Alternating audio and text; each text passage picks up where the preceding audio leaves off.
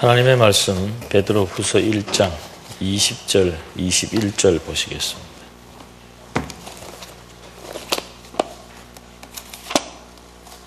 베드로후서 1장 20절, 21절 보시겠습니다.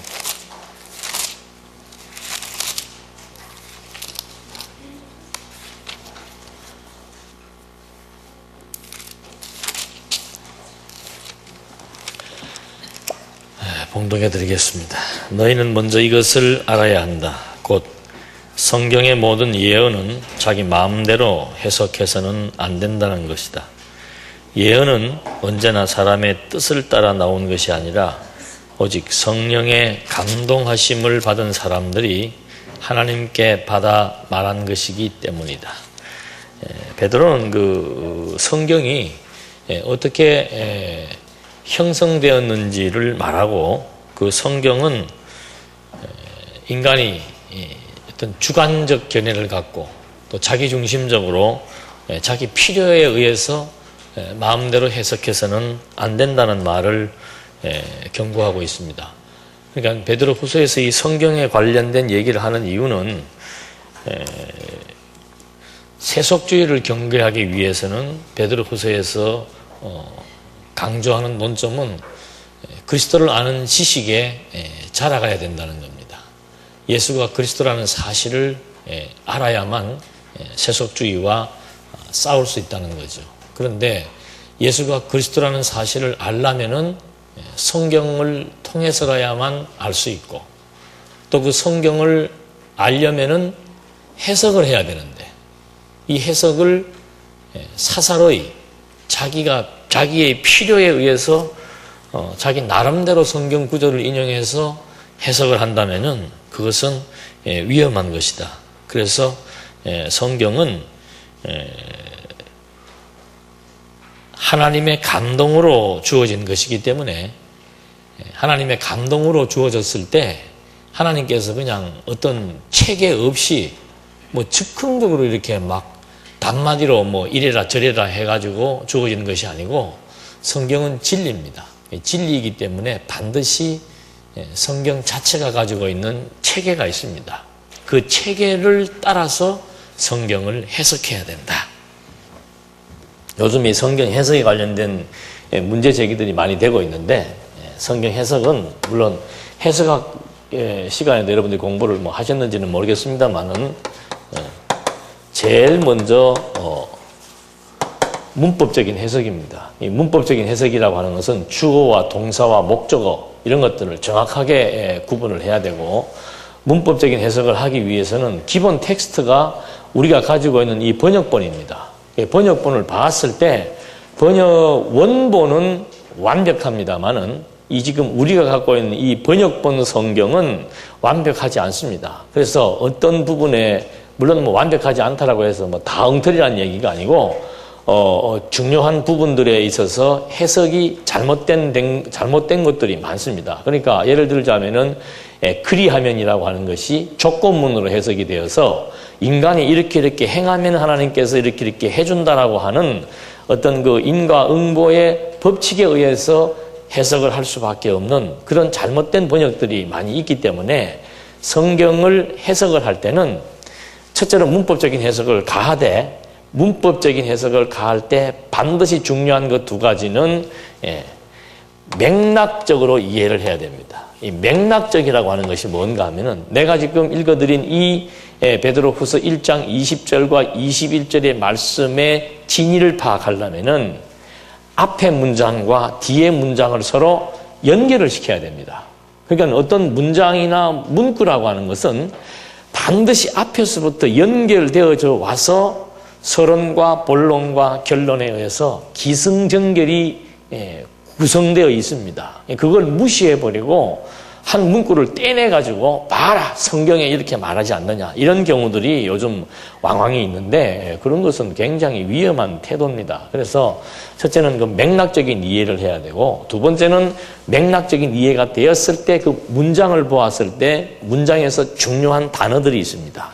그 단어들을 원어적인 분석이 필요합니다. 왜 그런가 하면은 그 성경의 단어라고 하는 것은 히브리어 헬라어 보면은 뜻이 우리말은 노랗다 그러면 노란 거 하나잖아요.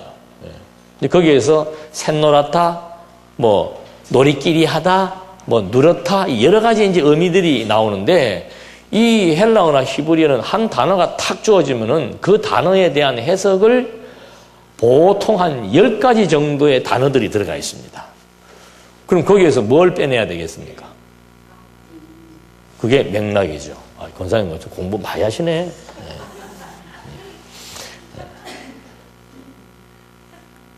그러니까 맥락적 이해가 안 되면은 아니 도대체 지금 이 단어를 지금 어떤 단어를 집어넣어야 될지가 참 이게 보통 힘든 게 아니죠. 그냥 보통 학자들이 맥락이라고 하는 것은 더 거슬러 올라가면은 성경 자체가 가지고 있는 논리 체계입니다. 그 체계라고 하는 것은 반드시 원리를 가지고 있습니다. 그러니까 이 전체적인 성경의 체계를 이해하지 못하면은 맥락도 사실은 더 어려운 게 되는 거예요. 그래서 이 성경 전체를 한눈에 조감할 수 있는 성경의 구조가 딱 확보되고 그 구조에 의해서 원리를 이해를 하고 그 원리에 따라서 흐름을 타면서 맥락적으로 이해가 될 때 어떤 단어를 선택해서 이 단어에 가장 적합한 용어가 어떤 것인가 이걸 이제 우리가 선택을 할 수 있다는 얘기죠. 그래서 이 문법적 해석이라고 하는 것도 이게 그렇게 만만하고 쉬운 해석 방법은 아닙니다. 어떤 사람들은 이 지금 번역본 나와 있는 이거 그대로 갖다 놓고서는 봐라. 성경에 지금 이렇게 지금 딱 나와 있는데 예를 들자면은 내가 지금 강의 중간에도 말씀을 좀 드리겠습니다만은 성경에는 이스라엘의 역사가 통일성이 있다는 것이죠. 그건 우리의 생명입니다. 구약의 통일성입니다. 구약의 통일성은 뭔가 하나님의 3대 언약대로 그대로 성취된다는 거예요. 근데 요즘은 성취가 안 됐다는 얘기를 한다는 거죠. 놀라운 현상이에요. 성취가 됐다고 지금 우리는 그동안 20, 30년 공부를 했는데 요즘에 새롭게 등단하는 소위 이제 나름대로의 성경 신학자들이 지금 나타나가지고 하는 말이 뭔가 하면은 성취가 안 됐다는 거죠. 그 중에서 통치는 성취가 안 됐다는 거죠. 왜? 성경에 보니까는 어느 한 왕에게 하나님께서 예언을 하기를 너 다음 세대로부터는 절대 왕이 나오지 않겠다. 그렇게 예언을 했다는 거죠. 그냥 그 왕이 나오지 않았다는 겁니다. 이렇게 하고 왕이 없는 대신에 파사왕 고레스가 스룹바벨을 유다의 무엇으로? 통치자로 보냈다. 총독으로 보냈다. 그래서 그 사람은 총독이지 왕이 아니다. 왕도 나라를 뭐예요? 다스리는 사람이고 총독도 뭐예요?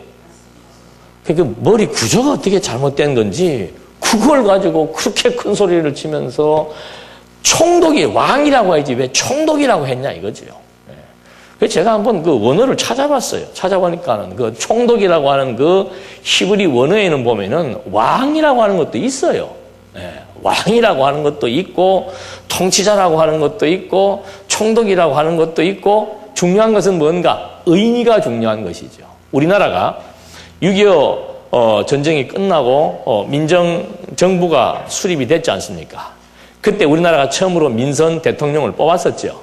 그 대통령이 자율적이고 독자적인 대통령의 권한을 행사할 수 있었습니까? 없었습니까? 없었죠. 그래도 그는 뭐예요?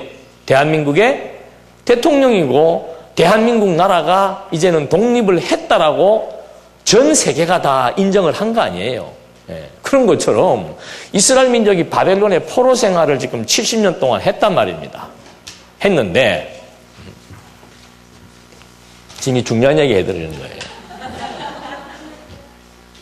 여러분들이 그런 그 한 문법적 해석, 잘못된 문법적 해석 때문에 많은 그 교인들이 현혹이 되고 그것이 마치 진리인 줄 알고 또 그래서 이 구약의 통일성이 결국은 구약의 통일성이 언약 성취에 의해서 구성된 것이 아니라고 하는 주장을 지금 하는 데 있어서 동조 세력들이 지금 자꾸 나타나고 있는 거예요. 그래서 참 하나님의 뜻이 무엇인지는 모르지만 참 기막힌 일이다라고 생각을 하는데, 그래서 우리가 이게 지금 자꾸 어떤 도전이 올 때는 거기에 따르는 성경을 정확하게 더 접근을 해야 되고 이해하는 폭을 좀 더 우리가 넓혀야 되는 그런 부분들이 필요한 것이죠. 그래서 보니까 원어적인 분석이라고 하는 것도 그런 맥락에서 중요하고, 또 중요한 것은 의미적인 거예요. 의미적인 거. 구약은 모형이죠. 말 나온 김에 좀 말씀을 드리면은, 지금 이스라엘의 역사, 아담에게 하신 언약은 이것은 실체적인 언약입니다. 그래서 이 아담의 언약은 둘째 아담 그리스도께서 실체적으로 성취하실 것에 대한 내용이에요. 아담은 오실자의 표상이라. 그러니까 아담에게 하신 언약은 결국 나라에 대한 언약이죠. 그러니까 예수님이 오셔서 뭐 세우는 거예요? 하나님의 나라인 교회 세우는 거예요. 하나님의 나라인 교회를 세우는 거예요. 그럼 이 기간 동안 무엇이 필요한가? 이 언약이 둘째 아담이 오실 때까지 반드시 이루어진다는 것을 하나님은 또 뭐 해주는 거예요? 계시하고 믿게 해주는 것이죠. 그래서 아브라함을 불러서 똑같은 언약의 내용을 세우는 겁니다. 그러면 구약의 통일성은 뭔가? 바로 이 언약대로 예수님이 오실 때까지 구약의 역사가 그 언약대로 그대로 성취되어져야만 구약은 무엇이 있다? 통일성이 있다는 게 되는 거예요. 구약의 통일성이 확보 안 되면은 성경은 뭡니까? 진리가 아니에요. 그러니까 지금 뭐 수세기 동안 학자들이 그걸 찾으려고 막 노력을 해왔고, 우리들이 말씀을 듣고 기뻐하고 즐거워하는 것도 여러분들은 뭐 어떤 관점에서 좋아하셨는지는 저는 잘 개인적으로 모르겠습니다만은 아마 대부분의 사람들은 이 성경이 하나님의 말씀이고 진리라고 하는 것에 대한 확증이죠. 그래야만 이 성경을 계시해 주신, 지금 이 눈으로 볼 수는 없지만은 본질적으로 자존에 계시는 영광의 본체가 되시는 그 하나님의 존재가 어떻게 되는 거예요? 확증되는 거라 그 말입니다. 너무너무 중요한 것이고 이것은 진짜 생명선입니다. 우리 언약 성취사 신학의 생명선일 뿐만 아니고 성경이 진리인 것을 스스로가 자정하는 너무도 중요한 핵심이에요. 이것 때문에 지금 우리가 목숨을 걸고 와 있는데, 그래서 이 3대 언약이 지금 이렇게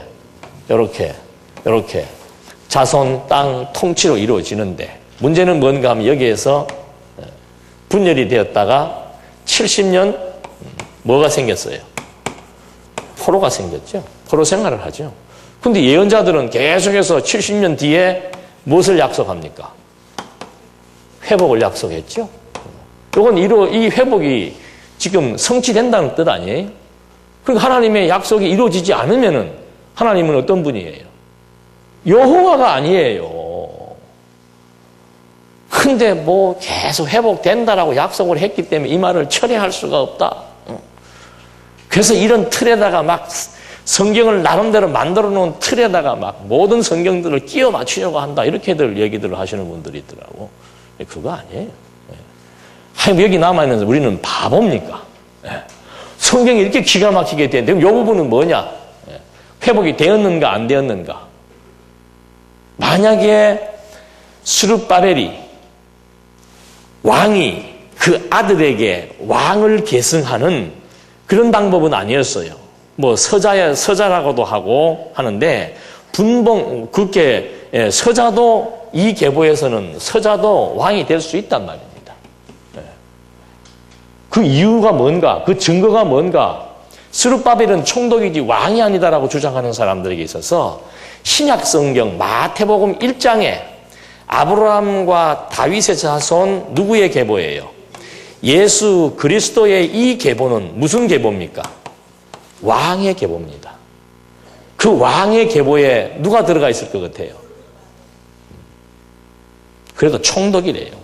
그래서 이게 이루어지지 않았대요.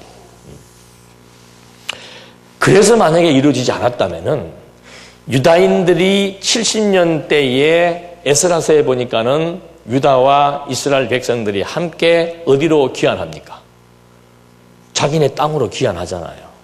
그 땅은 누구 땅이에요? 엄밀히 말하면은 파사왕 고레스 땅이에요. 엄밀히 말하면은. 그러면 땅도 회복이 안 된 거예요. 통치도 회복이 안 되고 땅도 회복이 안 된 겁니다. 자손도 돌아온 게 아니래요. 왜? 북쪽 이스라엘 백성들이 막 셀 수 없이 많이 돌아온다 그랬는데 얼마 안 돌아왔다 이거죠. 그런 문법적인 해석을 지금 문자적으로만 해석을 하니까 여러분, 하나님께서 아브라함을 불러서 자손을 얼만큼 준다고 했습니까? 하늘의 별은 뭐 셀 수 있을지 모르지만 바다의 모래는. 근데 유대인 인구 얼마 안 돼요. 우리나라 인구보다 훨씬 작습니다. 그게 뭐가 바다의 모래알처럼 많은 거예요. 그러니까 성경에 나오는 그 용어들은 어떤 상징성을 가지고 있는 겁니다. 아브라함이, 자식도 없는 아브라함에게 큰 민족이 이루어진다라고 했을 때 그 큰 민족의 의미를 하나님은 모래알처럼 많은 민족을 이루어주겠다라고 하는 것은 하나의 상징적 의미로서 그렇게 설명을 해준 건데, 그걸 문자적으로 해석을 한다면 그 모래알 숫자 세가지고 이스라엘 백성들의 숫자가 몇만 명이 돼야 되겠어요? 모래알 숫자대로 돼야 될 거 아니에요. 그게 문자주의적 해석이라 그 말입니다. 그러니까 여기서도 마찬가지예요. 하나님께서 북쪽 이스라엘이 돌아올 때 셀 수 없이 많이 돌아온다 그랬는데 보니까 셀 수 있거든요. 그러니까 이때 돌아온 게 아니다 이 말이죠. 그럼 언제 돌아왔는가?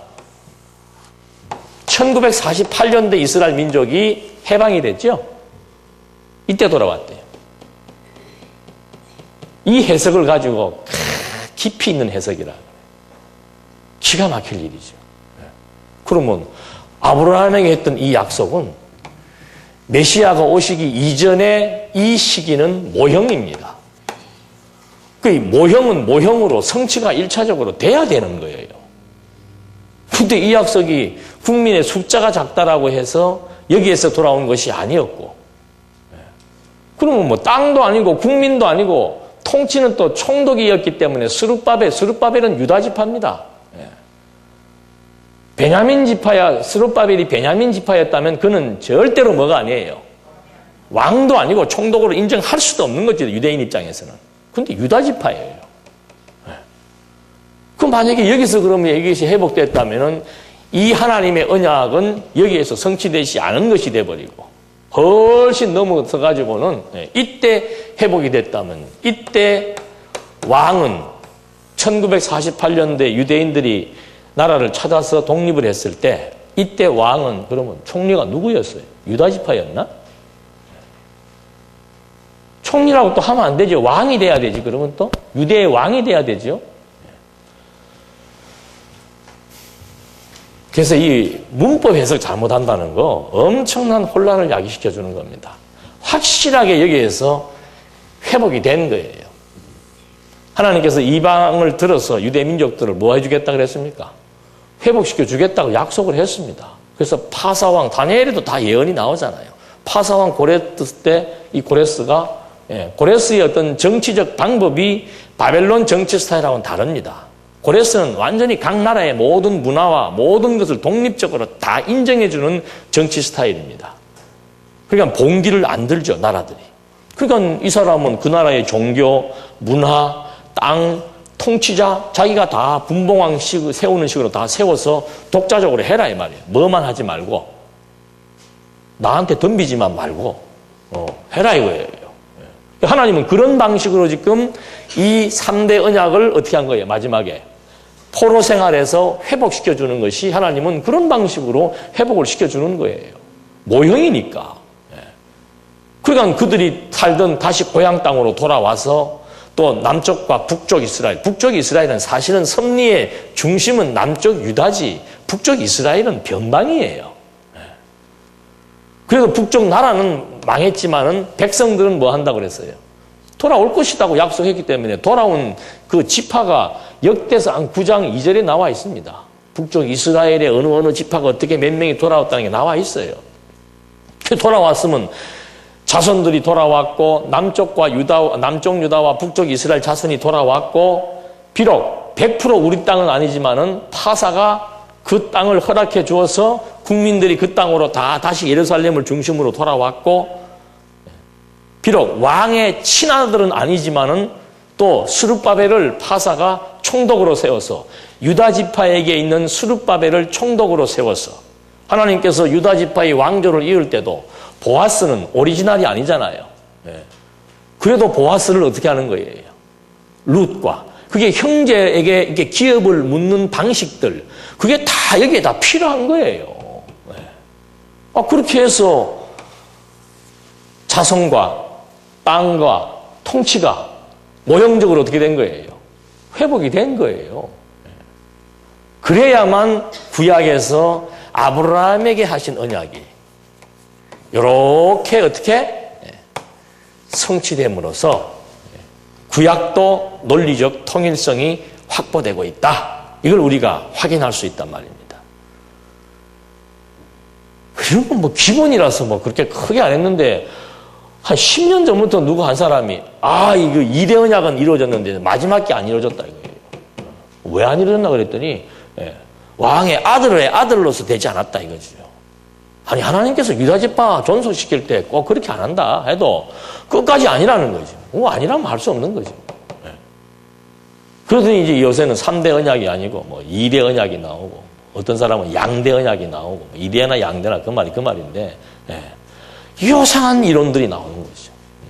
그런데 여러분들이 참 많은 사람들이 현혹되는 걸 보고 참 안타까운 심정에서 한 번 더 지금 정리를 해드립니다. 그래서 이 문법적 해석이라고 하는 것이 또 하나 또 예를 들어 좀 해석에 대해서 예를 들어 드리면은 잠언서에 보면 이런 말이 있습니다. 악인의 집은 멸망을 하고 의인의 집은 흥하리로라. 근데 우리가 어저께가 주일이죠? 아랫개가 주일인가? 아랫개. 여기서 보니까는 의인은 멸망하고 악인은 또 어떻게 해요? 형통하잖아.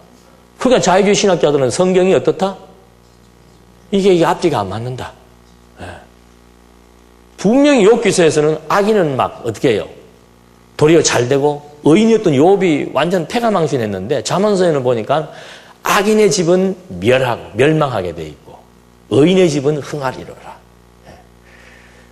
그러니까 이제 악인의 집은 망하리로라 하는 말이 나오면 이제 여러분 악한 행동을 하면은 어떻게 됩니까? 망합니다. 그래서 우리는 선하게 살아야만 하나님께서 이왕이면 선한 사람에게 뭐 주겠어요? 우리도 자식들이 이쁜 짓을 해야 뭐라도 하나 더 주지 그 미운 짓 하면은 있는 돈도 주기 싫단 말이에요. 그게 일반적인 생각이에요. 그런 말을 하는 거예요. 그렇게 해서 욥기서를 자꾸 어떻게 푸는가? 교훈적으로 푸는 거란 말입니다. 이렇게 하면 안 되고 저렇게 하면 안 되고 아비야 아들아 아버지 말이 어떻게 그냥 잘 들어라 뭐 해라 뭐 이렇게 해라. 근데 욥기서를 문법적으로는 악인은 망하지요. 그러면은 두 번째가 역사적 해석이에요. 역사적 해석이라고 하니까 또 막 이렇게 막 성경에 나오는 예언들을 현대사에다 끼워 맞추는 게 역사적이에요. 이런 경우는 거의 90% 이상이 이상한 쪽으로 다 나갑니다. 옛날에 요한계시록 그 여의도에 있는 어느 목사님도 그 10발가락이 이씨 공동체라고 얘기했는데 지금 이씨 공동체가 몇 개가 돼버렸어요? 20개? 발가락이 20개인가? 그렇게 엉터리가 돼버리는 거예요. 현대사로 자꾸 적용해서 풀면은. 역사적 해석이라고 하는 것은 그 시대의 역사 배경을 가지고 지금 이해를 하는 겁니다. 제가 그 잠언서 가지고 한번 말씀드린 적이 있는데 그 잠언서 해석이 참 쉽지 않아요. 성경이 다 마찬가지인데 이 잠언서는 자칫하면 교훈으로 나가는 거예요. 자칫하면 왜? 그냥 교훈 내용이니까. 여러분 신약 성경에 나와 있는 그 서신서들도 그 원리 모르면은 전부 교훈이에요. 그러니까 목사들이 강단에서 갖고 교인들을 채찍질하기 위해서 제일 좋은 성경이 뭔가? 그래서 신약 성경은 해석하기가 쉽다고 그러는 거예요. 왜? 맨날 읽고 여러분 성도는 이렇게 살아야 됩니다. 저렇게 살아야 됩니다. 힘써 지식의 절제의 인내를 인내의 경건을 경건의 형제 우애를 여러분 절제해야 됩니다. 형제 간에 사랑해야 됩니다. 성경에 있잖아요. 그래서 이 역사적 해석이 중요한 거예요. 잠언서 같은 경우는 잠언서를 해석하려면 어떤 역사 배경을 가지고 해석을 해야 됩니까? 그 중심 인물이 있잖아요. 잠언서를 누가 썼어요? 솔로몬이 썼잖아요. 솔로몬이 자기 아버지 다윗 때의 역사, 솔로몬 자신이 경험했던 역사, 그 다음에 아들 르호보암이 경험해야 될 역사, 그걸 깔아놓고 악한 자가 누구인지, 호리는 음녀가 누구인지, 그것을 제대로 이제 해석을 할 수 있는 거죠. 그러니까 다윗 때는 악한 자가 누구였어요? 사울과 압살롬이었습니다. 뭐가 악한 자인가? 하나님의 뜻대로 다윗의 왕조는 등불이 꺼지지 않는데 인간이 자기 생각대로 그 등불을 끄고 자기가 왕이 되고자 하는 것이 악한 자고 악한 생각이에요. 그것은 역사적 배경을 이해하면 정확하게 분석이 되잖아요. 그러니까 다윗 때는 사울과 압살롬이 악한 자였고 솔로몬 때는 누구예요? 아도니아가 악한 자였어요. 저 아버지 다윗은 아도니아보다는 솔로몬에게 왕위를 전승해 주려고 약속을 한 것이죠. 계승해 주려고. 근데 이 친구가 먼저 왕이 돼버린 거예요. 그래서 솔로몬은 아버지 때를 경험하고 자기 때를 경험하면서 이 역사는 비록 내가 왕이지만 우리 아들도 왕이 될 것이지만 왕이 나라를 마음대로 주관하고 다스리는 것이 아니고 하나님의 무엇이 주권이 나라를 세우기도 하고 허물기도 하고 나라를 뜻대로 섭리해 나가신다. 그게 솔로몬이 깨달은 지혜 아니에요. 지혜란 만사가 하나님의 뜻대로 되어진다는 것을 아는 것이 지혜란 말입니다. 그 지혜를 아니까 그 다음에 아들에게 무슨 말을 하는 겁니까? 자, 너 대에 가면은 온 백성들의 마음이 여로보암에게 다 속하게 된다. 왜? 네가 현상적으로는 나쁜 짓을 했기 때문에 그랬다. 백성들에게 세금을 많이 부과해가지고 그렇지 않아도 경제적으로 어려운데 너무 세금 착취를 많이 하니까 백성들이 너무 고통스러워한다. 근데 여로보암이 그걸 틈타가지고 몇 년 동안 작업을 하는 거예요. 몇 년 동안. 백성들의 마음을 몇 년 동안 뺏는 거죠. 그러니까 백성들은 자기들을 위해서 뭘 해준다는데 얼마나 좋겠어요. 더군다나 막 경제 문제인데. 세금 감면이면 바로 현실적인 돈 문제인데 피부로 팍팍 와닿잖아요. 그러니까 백성들이 10지파 반이 이리로 다 간 거예요. 유다 지파와 베냐민 반지파만 남아있는 거예요. 어디가 강하겠습니까? 여기가 강하지. 그러나 이 악한 자는 반드시 뭐 한다? 망한다. 왜요?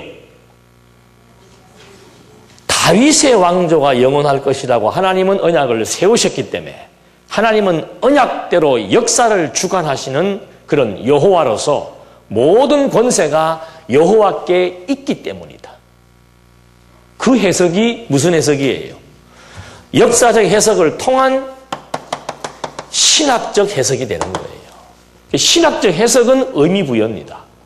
그 결론은 뭔가? 철저하게 하나님은 여호와이시라는 거죠. 잠언서가 가지고 있는 하나님 여호와의 속성 중에서 주권성이 그대로 이제 부각되어져서 잠언서의 내용을 읽고서는 하나님은 여호와로 존재하시되 그의 주권을 가지고 모든 역사를 섭리해 나가십니다.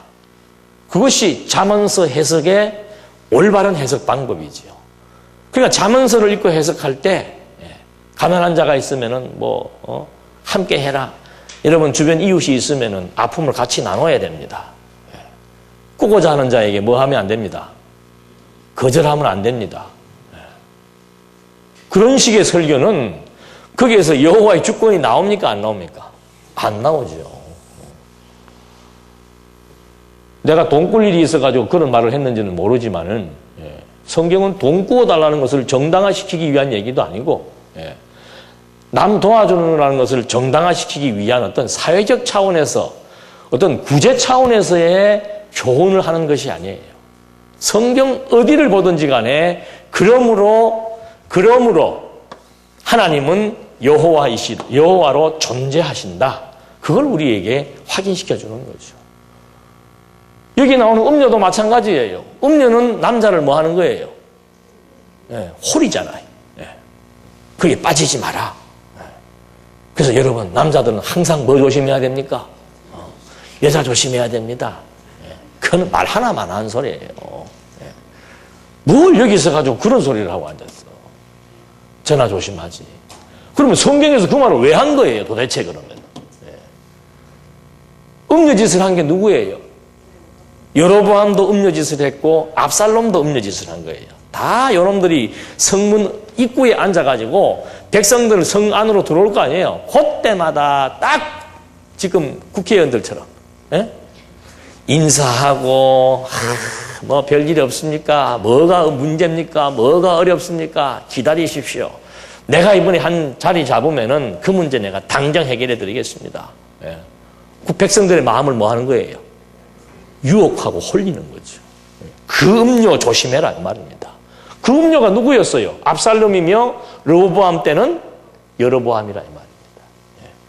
그거 홀리는 그 계집의 눈길을 보고 쫓아가는 사람들이 많다라고 해서 너 마음 흔들리면 안 된다 그 말이에요. 왜? 하나님은 수를 보고 섭리하시는 것이 아니고 하나님의 뜻을 따라 섭리해 나가기 때문에 절대 너 숫자가 약하다고 위축되거나 야 나도 진짜 일로 따라가야 되나라고 잘못된 판단하지 말고 네 자리 지켜라. 왜? 하나님은 뜻대로 하시는 여호와로서 모든 역사의 권세가 하나님에게 있기 때문이다. 그걸 설명해 주는 거예요. 그게 깨달아 믿어지면은 이제 우리들도 각자 나름대로 뭐 하는 거예요, 이제. 실제 살면서 적용할 거 아니에요. 맞아. 내가 지금 이런 현실적인 어려움이 있다 하더라도 다 이것이 하나님의 뭐예요? 뜻일진데. 좀 기다려보자.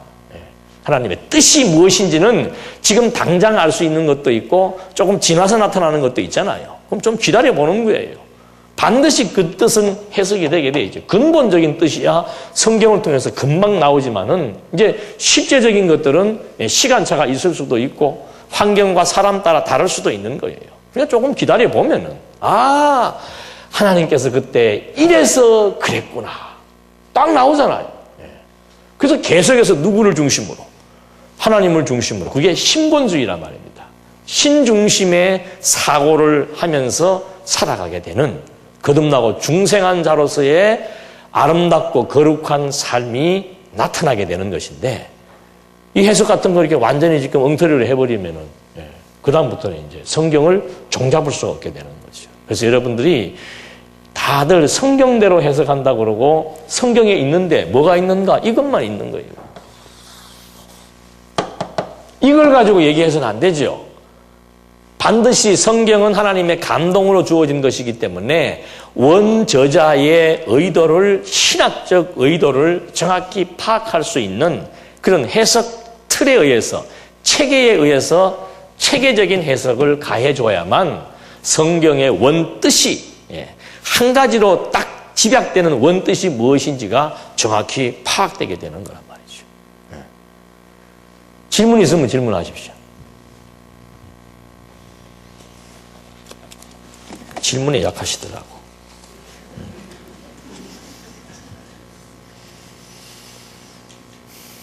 그래서 이 성경의 완전성인데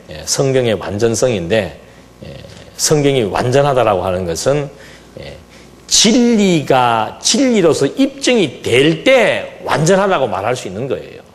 그러니까 뭐 말로만 뭐 성경은 하나님의 감동으로 기록됐다고 성경 여기 보니까 지금 1장 20절 21절에 나와 있지 않느냐. 그러니까 성경은 완전한 것이다. 이렇게 단편적으로 근거를 제시해서는 안 되고 성경 자체가 가지고 있는 뭐예요? 너무너무 중요한 겁니다. 이 체계.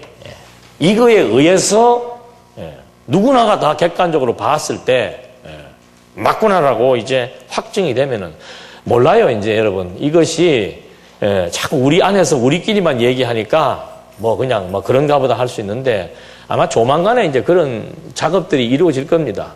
그 우리 보수주의 신학자 뭐 카이저라고 하시는 분은 연세가 지금 80 중반에 들어가 계시는데 그분 지금도 정정하시다고 그래요. 그런 분이 우리가 지금 이렇게 주장에 나오는 이 언약 성취사 신학과 굉장히 접근을 하고 있습니다. 그런 사람들은 이런 얘기 들으면 막 그냥 공감대 형성이 되지요. 그래서 지금 우리 그 연구소에서는 지난번에 제네바 대학도 갔었는데 그 제네바 대학 교수들, 학장들도 자꾸 우리하고 교류하기를 희망하고 있습니다. 좀 자기네들을 불러달라 그래요. 근간에도 한번 메일을 주고받고 했었는데, 뭐 하여튼 오라고만 하면 뭐 언제라도 오겠다고 해서 이제 같이 그렇게 하려면 우리 그 책들이 일단 번역이 돼야 돼요. 책이 번역이 돼야 그 책을 먼저 주고 그 책을 놓고 서로 얘기할 수 있기 때문에 이제 그런 작업들을 이제 연구소 숙소들도 있고 하기 때문에 외국의 그 보수주의 신학자들을 초빙을 해서 그분들하고 이런 자리에서 공개 토론을 하면서 그런 그 언약을 중심으로 성경을 보려고 하는 그 외국의 석학들이 과연 이 이론을 어떻게 이해하고 있는지 그 여러분들이 직접 한번 들으시면 이제 실감나는 그 농도가 다를 거예요. 야, 이게 진짜 지난번에 제네바 가신 분들은 아마 그 현장에서 경험을 좀 하셨죠. 제네바 대학의 학장이면은 그분들은 뭐 보통 분들 아니에요. 지리스 받으면서부터 표정이 어떻게 돼요? 굳어지잖아요. 답답한 거죠. 왜? 가장 피하고 싶은 얘기들을 물어왔기 때문에. 그래서 따로 방에 가서 얘기하자고 따로 방에 가서 얘기하니까 제일 끝에 것부터 하자 그러더라고요. 제일 끝에 거는 일반적인 교회와 관련된 그런 얘기예요. 뭐 교리적인 게 아니고. 그거 얘기하니까 시간 다 가버렸는데. 그래서 참 우리가 지금 이 공부하고 있는 이런 내용들은 이미 그 성경의 완전성에도 나와 있지만은 성경이 정말 그 절대적인 그런 그 진리로서의 체계가 있는가? 전부 없다고 그러죠. 로만 카톨릭은 아니다. 성경은 교회가 인정했다. 그래서 성경보다 교회의 권위가 더 우선한다. 성경 신약 성경 27권을 카르타고 공의회, 지금으로 말하면 총회지요. 총회에서 이거는 27권이 성경이다라고 인정을 했기 때문에 성경보다 그 회의가, 총회가 더 권위가 있다. 그렇게 지금 카톨릭주의자들은 알고 있고 또 그들의 헌법에도 그런 조항들을 다 집어넣고 있습니다. 자유주의 신학자들은 또 반대로 여기는 카톨릭은 교권이라고 하는 걸 통해서 성경보다 교권을 우위에 뒀지만 자유주의 신학자들은 이성이에요. 성경보다 이성이 앞선다. 성경을 기록한 사람들이 사람이고 또 그것을 해석하는 것도 사람이기 때문에 사람의 이성에 의해서 진리를 판단하는 것이지 뭐 성경 이거야 뭐 어떻게 쓰여졌든 간에 그건 별로 중요하지 않다라고 해서 인간의 이성을 성경보다 더 우위에 두는 것이죠. 그래서 인간의 이성으로 이해할 수 있는 것, 성경은 인간의 이성으로 이해할 수 있는 부분들, 과학적으로 검증될 수 있는 부분들, 그런 정도만 하나님의 말씀이라고 진리라고 우리가 받아들이는 것이지 그건 너머에 있는 내용들은 그건 다 이제 바르지 못한 것이기 때문에 우리 인간의 이성을 잣대로 성경의 수준이나 성경의 진위를 이렇게 다 자리매김시킬 수 있다라고 얘기하는 것이 자유주의 신학자들이고, 개혁주의 신학자들은 성경의 절대적인 우위를 외칩니다마는 그건 구호에 불과한 거예요. 이래서 성경이 절대적이다라고 하는 자증적인 논리 체계를 제시하지 못한 거죠. 칼빈도 그런 얘기는 했잖아요. 성경은 자증하고 있다. 무엇을?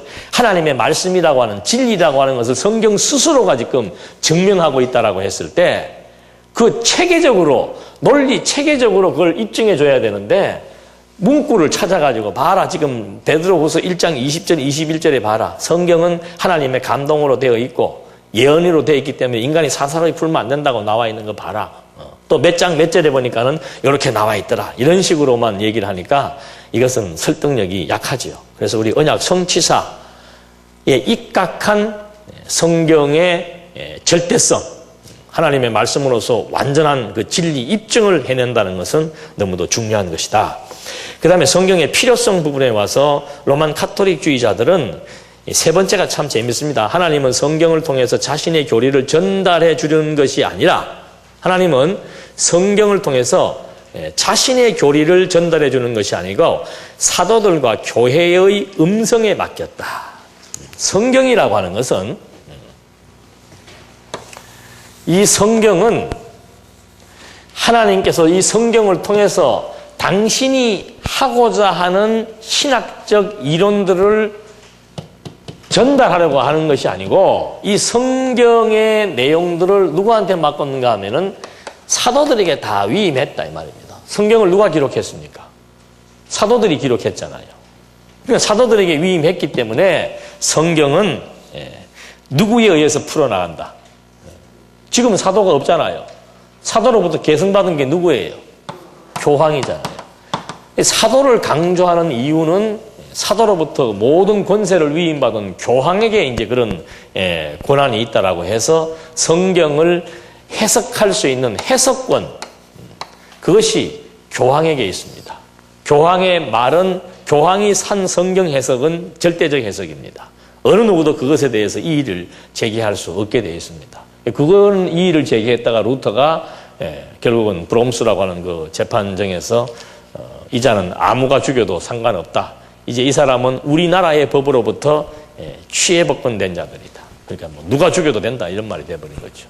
그래서 이런 해석들인데 그 재미있는 것은 그 성경 구절을 보면은 누가복음 10장 16절에 보면은 너희 말을 듣는 자는 곧 내 말을 듣는 것이요 너희를 저버리는 자는 곧 나를 저버리는 것이요 나를 저버리는 자는 나를 보내신 이를 저버리는 것이니라.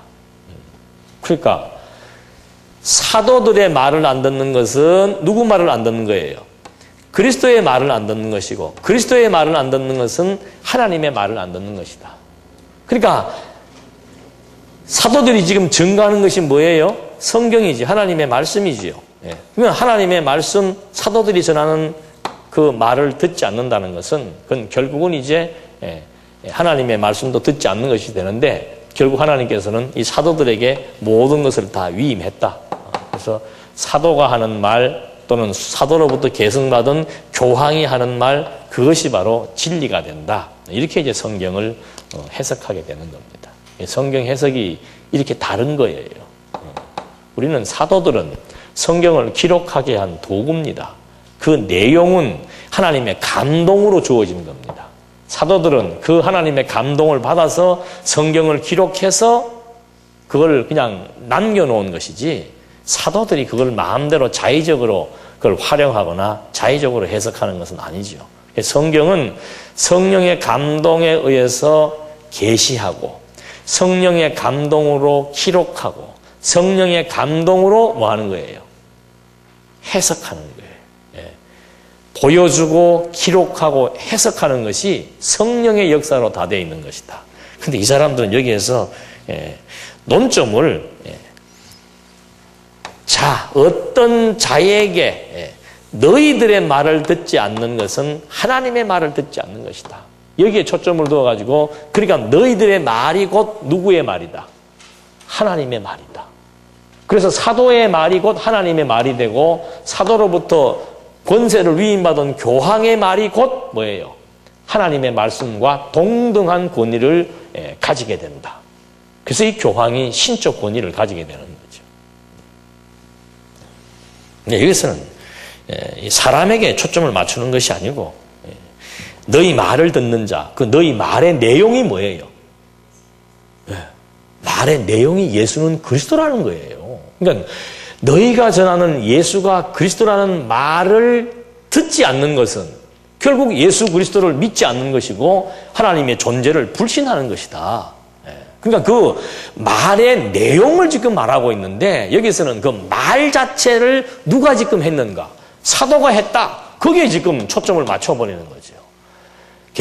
이게요.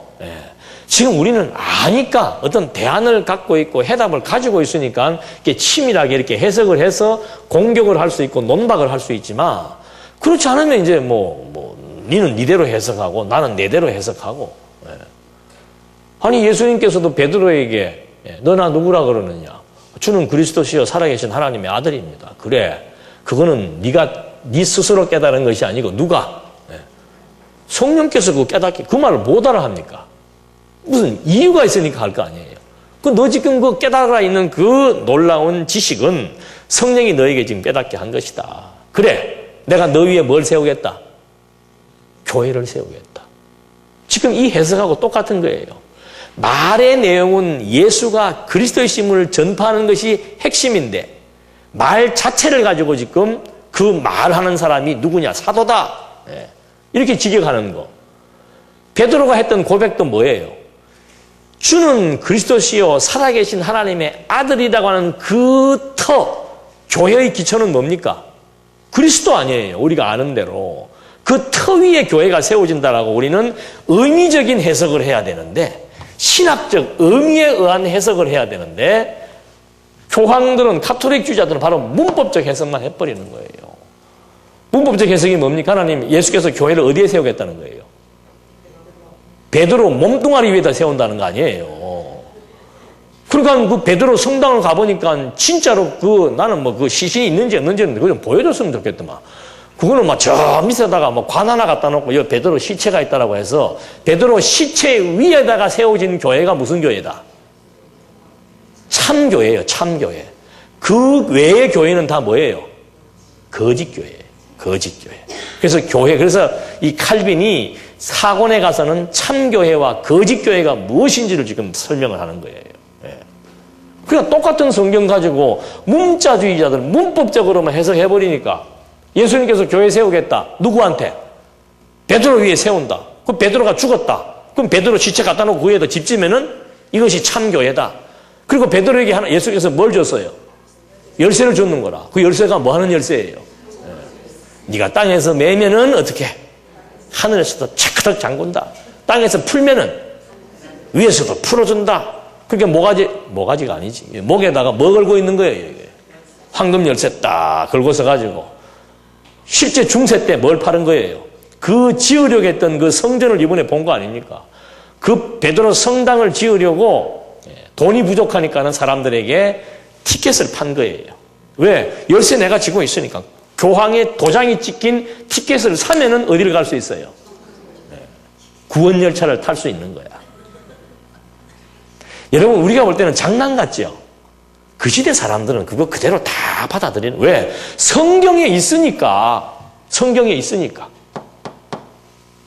그래서 그 열쇠가 사도의 말이 곧 하나님의 말씀으로 사도에게 주어진 열쇠가 전승되어 가지고는 교황에게 또 열쇠까지 주어지고.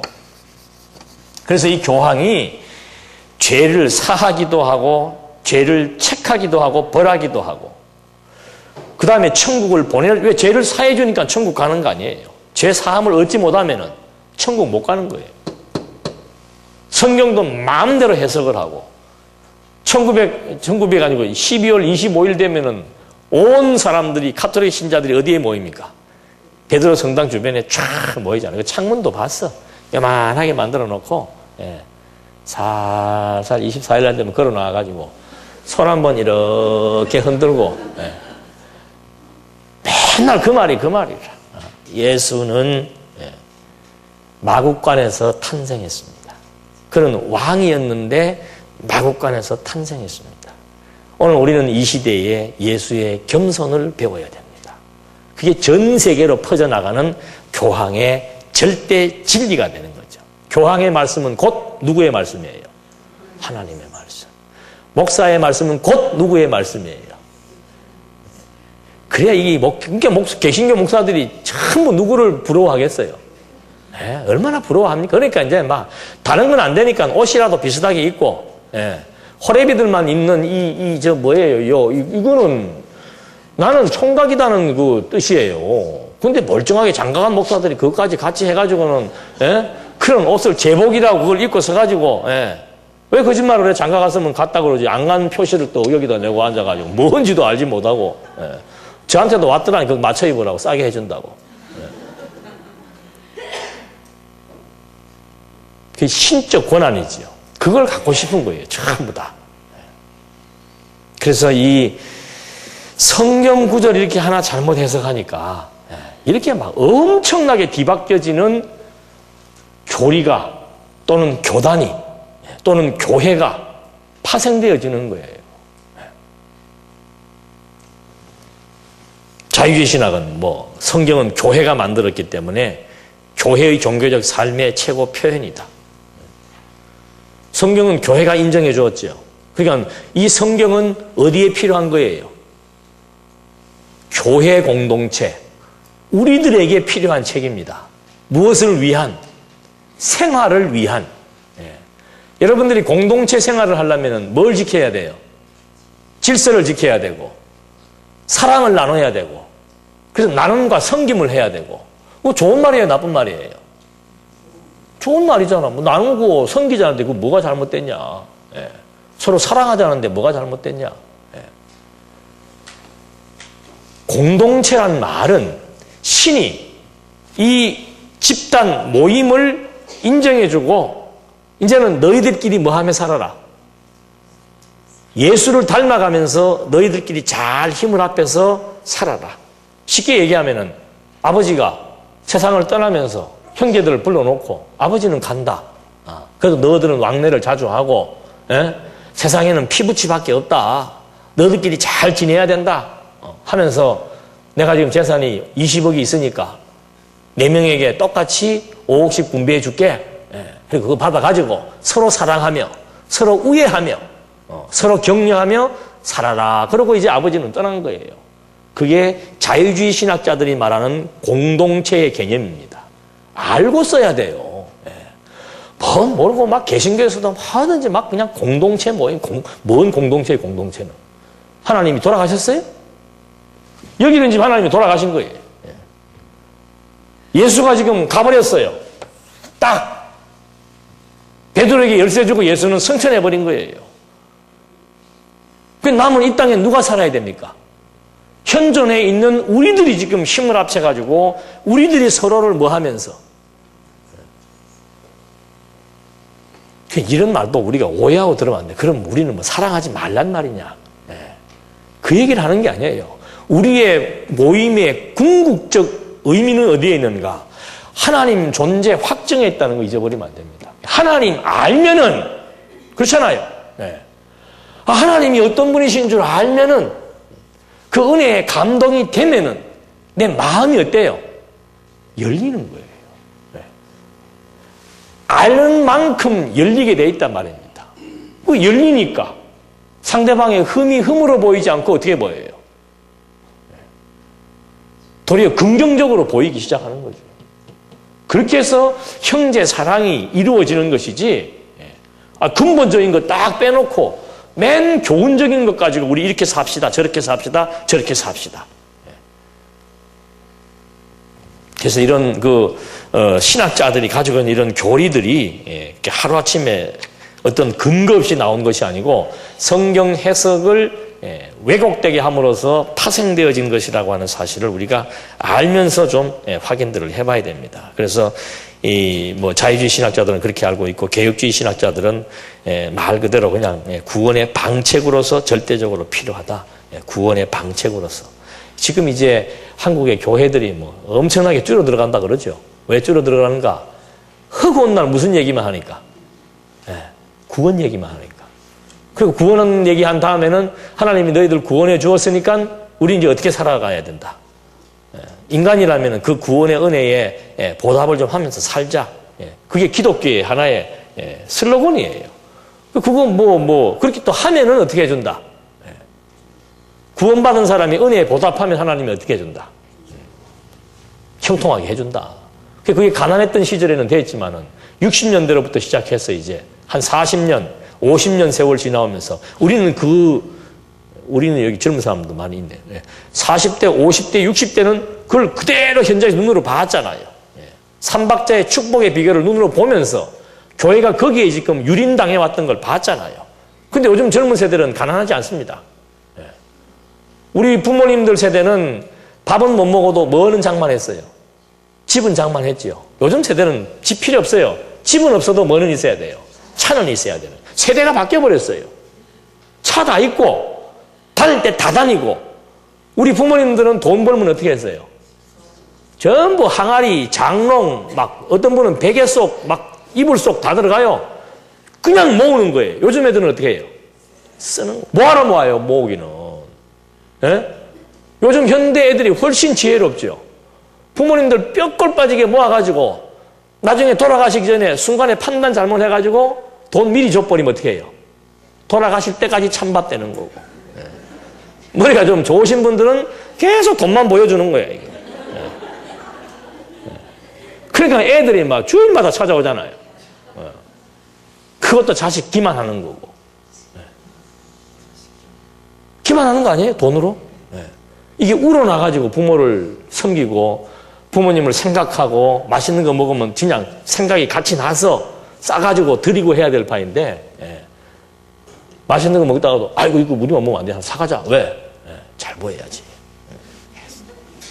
그걸 가리키는 데가 제가 직접 봤어요. 그 기독교 방송, 가톨릭 방송 보니까 유명한 그 신부 한 분이 나와갖고 노년 생활에 대한 대처라 그래갖고 특강을 하는데 그 얘기 하더라고. 절대 돈 주면 안 됩니다. 딱 통장만 이렇게 보여주고. 요새는 이제 내 집이 있으면 은행에다 담보해가지고 어떻게 해요? 그거 괜찮잖아요. 돌아갈 때까지 쓰고 가버리면 되지. 그래 요즘 애들은 교회 나가서 뭐 잘 된다, 복 받는다, 웃기는 소리 되는 거예요. 그러니까 안 나오잖아요, 교회. 그나마 지금 되는 교회들은 어쨌든지 간에 말씀을 중심으로 해보려고 몸부림치는 교회들이라야 명맥을 유지하지. 전 세계적으로 그래요. 미국에 있는 한인교회들도 그렇고. 뭐 다 풍요한데 뭐 때문에 교회 나가야 돼? 부족한 게 없는데 교회를 왜 나가요? 정신적인 빈곤을 느끼는 사람들에게 지적 만족을 줄 수 있는 그런 내용이 없으면은 그러면 교회 나갈 필요가 없는 거죠. 모르지 장안중앙교회도 지금. 벌써 지금 비기 시작하고 막 지난주일도 그렇고. 이 건물 필요 없어요 이거. 독일 같은 데 가보니까는 멋있는 예배당 건물들이 있습니다. 루터가 세운 교회, 칼빈이 세운 교회. 건물은 그냥 막 정말 고딕으로 해서 멋지게 지어놨는데 안에 들어가니까 뭐가 없어요? 사람도 없고 또 뭐가 없어요? 뭐가 없었기 때문에 사람이 없는 거예요. 어제 어느 장로님이 우리 장안중앙교회도 배가 운동해야 되겠다. 배가 운동할 거 어디가 있어요? 자식들만 나오면 되는데.